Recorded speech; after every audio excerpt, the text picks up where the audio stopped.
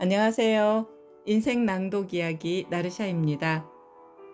어제 저는 충남 부여 임천면에 있는 정원 요양원에서 직원분들과 함께 AI를 공부하고 책을 쓰고 선순환 철학과 푸드 오아시스 프로젝트를 나누는 뿌듯한 하루를 보냈습니다. 그곳에서 만난 따뜻한 사람들의 향기에 제 마음이 깊이 행복했습니다. 장소미 의원님의 지역 주민을 향한 진심, 장애인분들과 맺은 따뜻한 관계 속에서 느껴진 감동, 세미 호떡 사장님의 큰 사랑 같은 마음까지, 이 모든 것이 저를 다시 일깨워 주었습니다. 오늘 영상에서는 될 일은 된다 5장과 6장을 낭독하며 평화와 혼란 속에서도 삶의 길을 찾아가는 이야기, 그리고 제가 부여에서 경험한 선순환의 하루를 여러분과 나누겠습니다. 절대적 평화에서 절대적 혼란으로. 셸리와 나는 주말 여행에서 돌아왔지만 나는 돌아온 삶에 적응하지 못했다. 그 몇 시간 사이에 나라는 사람이 완전히 변해버린 것이다. 평범했던 나의 내면은 절대적 명료함의 상태로 변성됐다. 그 초기의 시절에는 욕망도 두려움도 나를 건드리지 못했다. 심지어 생각은 자각되기도 전에 사라져버렸다. 그때를 생각하면 기억나는 것은 단 하나, 아주 강렬하고 절대 흔들림 없는 일념의 의도였다. 절대로 이 상태를 떠나지 않으리라. 어떤 일이 닥쳐도 나는 이 자리에서 물러나지 않으리라. 마음의 목소리가 내게 이렇게 말할 필요도 없었다. 그게 바로 내 본질이었기 때문이다. 나는 더 이상 마이클 싱어가 아니었다. 나는 그 평화를 무너뜨리거나 그 초월적인 고요함을 방해하는 일은 결코 하지 않을 사람이었다. 나는 아이처럼 모든 것을 처음부터 다시 익혀야 했다. 밥을 먹어도 그 평화를 해치지 않게 먹는 법을 배워야 했다. 가끔씩 피우던 마리화나도 완전히 끊었다. 내 상태는 수정처럼 맑았고 나는 그것을 티끌만큼도 더럽히고 싶지 않았다. 나는 수업에 나가고 시험을 보면서도 완벽하게 깨어있는 상태를 유지하는 법을 배워야 했다. 당시 나는 전액 장학금을 받는 박사과정 학생이었다. 그러니 지적인 마음을 사용하면서도 이제는 인생 자체보다도 더 사랑하게 된 평화를 방해하지 않는 법을 새로이 터득해야 했다. 이후 몇 주 동안 나는 다시 태어난 것 같은 기분에 휩싸였다. 저 너머로 돌아가고 싶어하는 갈망이 부지불식간에 나를 사로잡았다. 실제로 앉아서 명상을 할 때마다 나는 그 고양된 상태로 쉽게 돌아갔다. 내 안에 드리워 있던 어떤 장막이 찢어진 것처럼 이제는 그곳을 통과해 되돌아가는 것이 너무도 자연스러워졌다. 나는 명상을 좀 더 길게 하기 위해 매일 새벽 3시에 일어났다. 시간이 되고 앉을 곳만 있으면 하루에도 몇 번씩 명상을 했다. 삶에서 외부적인 생활이 차지하는 부분은 아주 적어졌다. 외부적인 삶이 내 앞을 지나가더라도 내면 깊은 곳에 머무르며 평화롭게 존재하는 법을 배우는 데만 온통 몰두했다. 하지만 마음으로부터 그렇게 떨어져 있는 상태를 오랫동안 유지하지는 못했다. 2, 3주 정도가 지나자 난공불락일 것만 같던 내면의 평화에 금이 가기 시작했다. 이 틈 사이로 마음의 소리가 슬금슬금 새나와 내 고요한 성체를 침범해왔다. 나는 원래 상태로 돌아가기 위해 안간힘을 다 썼다. 아, 정말이지 그것은 안간힘이었다. 하지만 안간힘을 쓴다는 것 자체가 절대적인 고요와는 어울리지 않는다. 내가 할 수 있는 것은 아무것도 없었다. 그저 내 꿈 너머에 존재하는 나라가 시끌시끌한 내면의 상태로 인해 조금씩 허물어져 가는 것을 무력하게 지켜보고 있을 수밖에 없었다. 내면의 고요를 유지하기 위해 속세를 버릴 수도 있다는 생각은 당시에는 전혀 해보지 않았다. 그런 노력은 좀 뒤에 시작될 것이었다.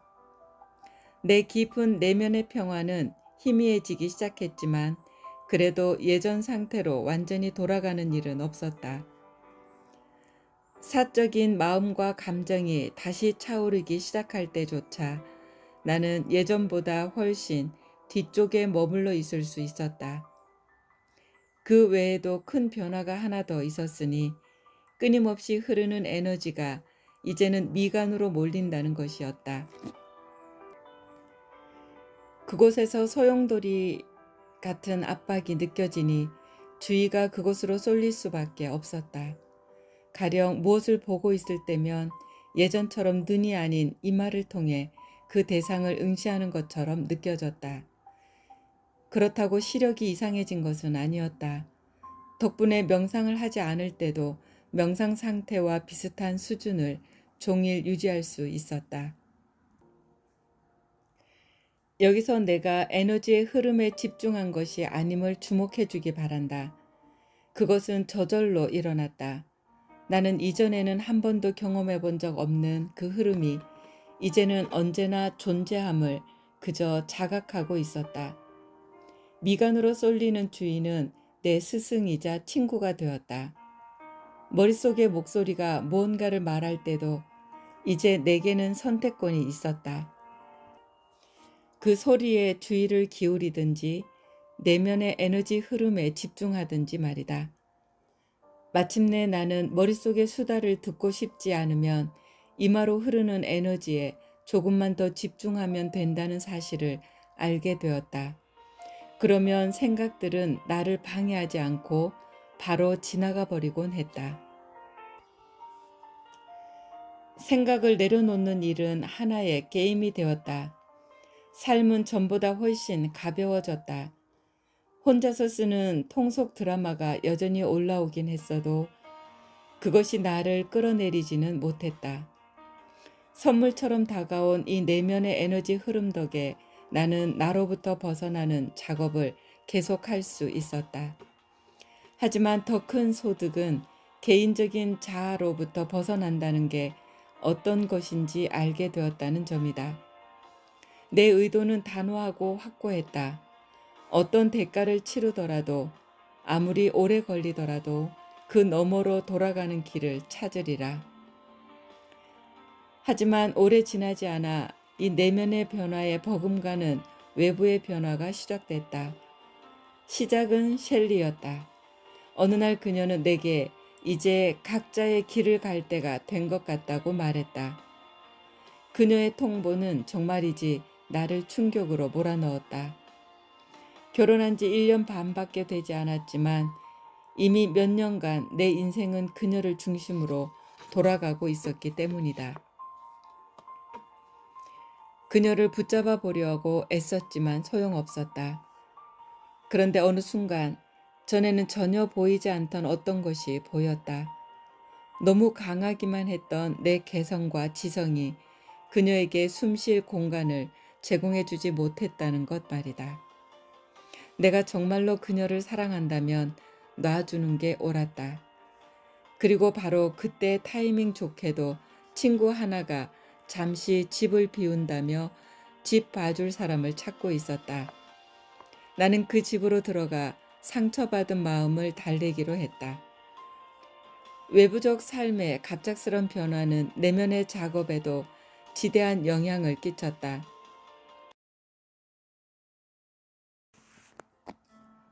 매일의 명상 수행은 내가 이미 온전히 몰두해 있는 일이었다. 내면의 깊은 평화를 탐사하는 것이 내게는 삶의 목표가 되었다. 하지만 이제 강력한 영감의 원천이 또 하나 생겼다. 견디기 힘든 고통에 빠진 한 인간을 지켜보는 것 말이다. 내 가슴은 내내 고통을 쏟아냈고 마음은 문자 그대로 산산조각 났다. 마치 자아관념을 뒷받침해 주던 기반이 사라져지면서 나의 개인적 자아가 나락 속으로 자유낙하하고 있는 것 같았다. 어떻게 해야 다시 원상복구를 할 수 있을지도 몰랐지만 그러고 싶은 마음조차 없었다.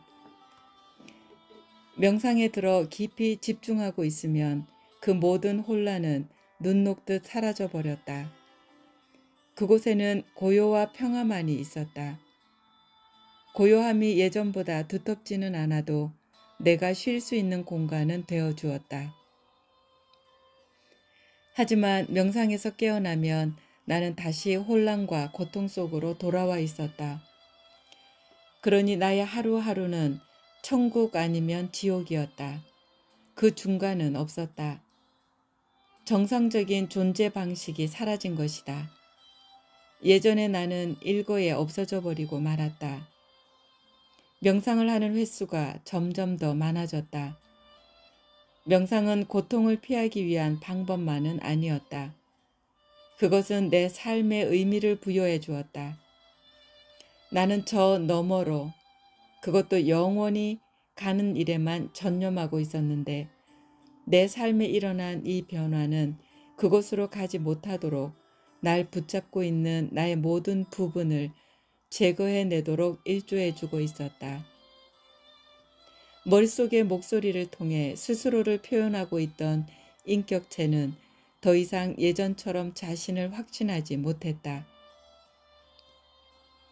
실제로 그는 이제 어느 길이 맞는지를 알지 못했다.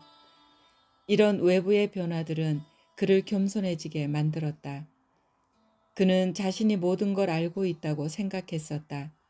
그런데 그가 틀렸다.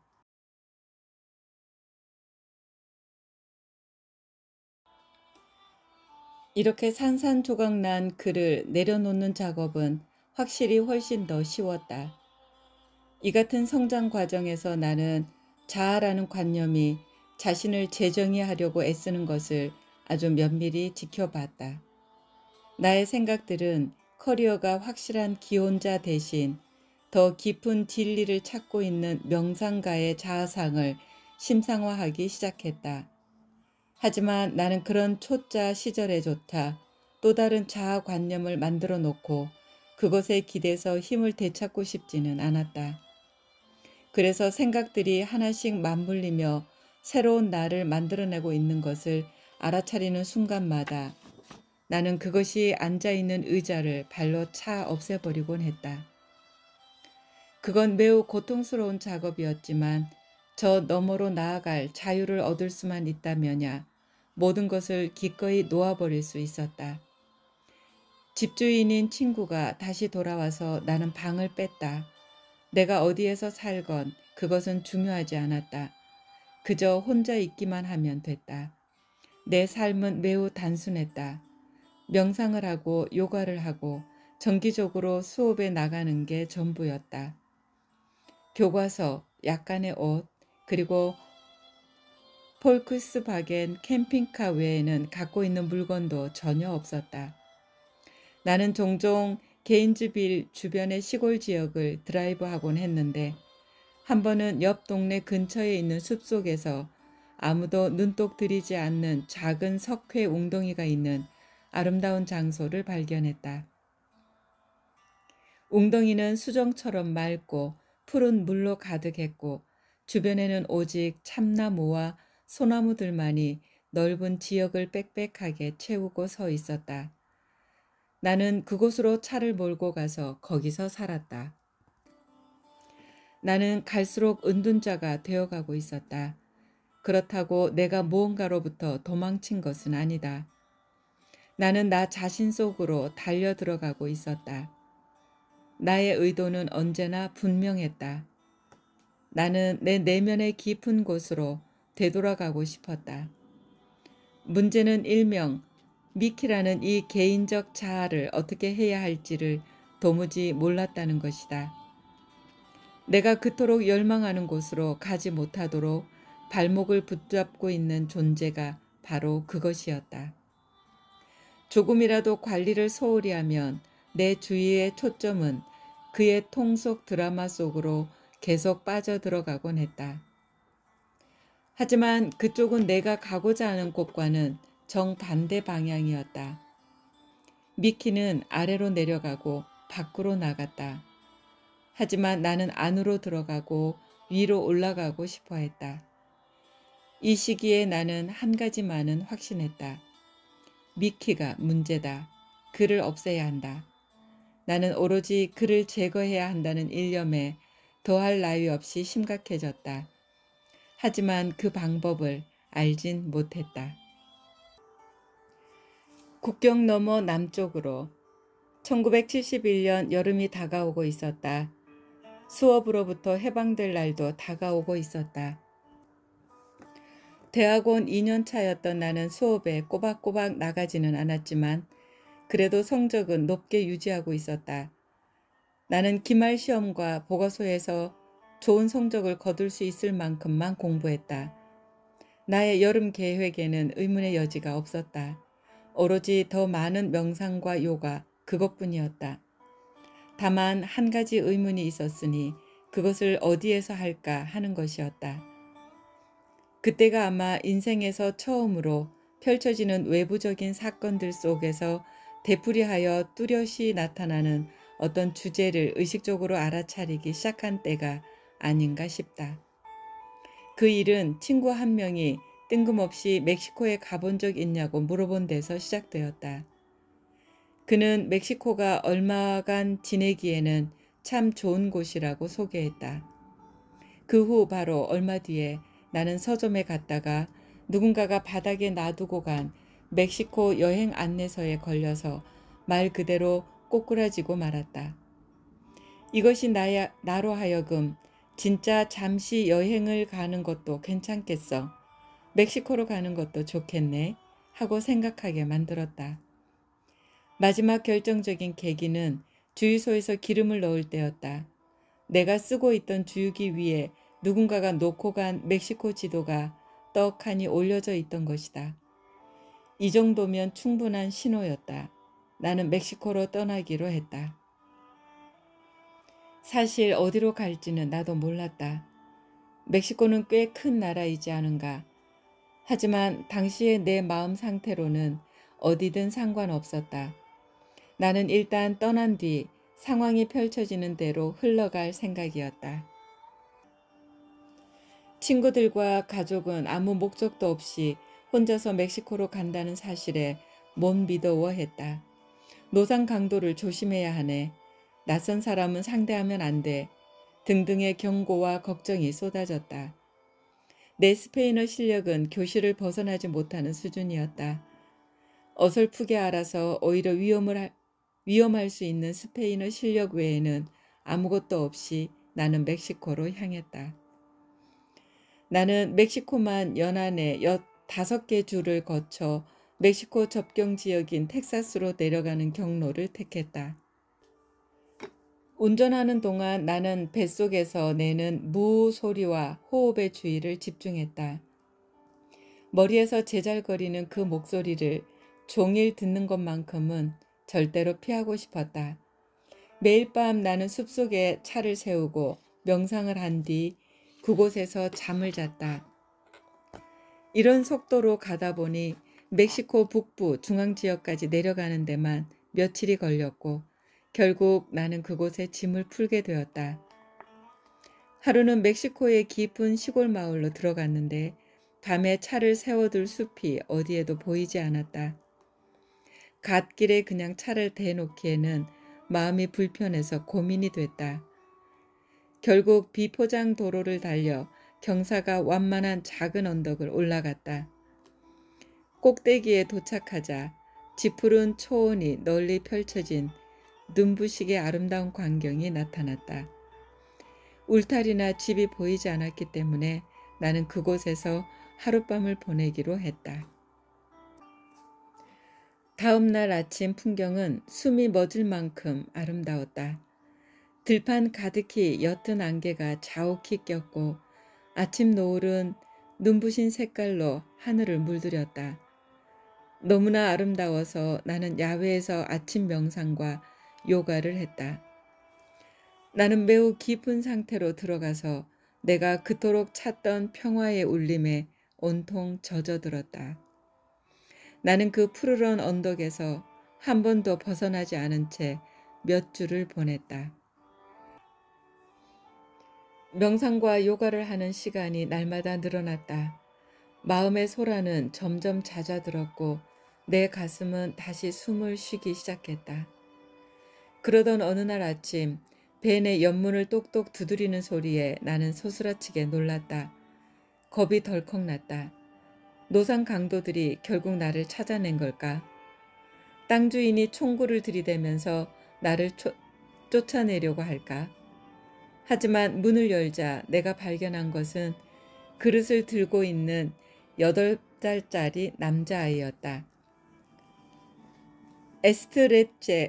에스테 미 마마 파파 엘 아메리카노 엔나 꼬레나. 겨우 해석을 해보니 언덕에 사는 미국인에게 주라고 어머니가 이 우유를 주셨어요 라는 말이었다. 나는 크게 감동하여 아이에게 너무 고맙다고 감사의 인사를 전했다. 평소에 늘 그러던 것처럼 최악의 상황을 상상했건만 사실 그것은 멕시코 오지의 이름 모르는 어떤 사람이 베풀어준 친절이었다. 나는 머릿속의 목소리가 날 세뇌해 놓은 것처럼 삶이 그토록 불안하고 위험한 것이 아니라는 사실을 조금씩 배워가고 있었다.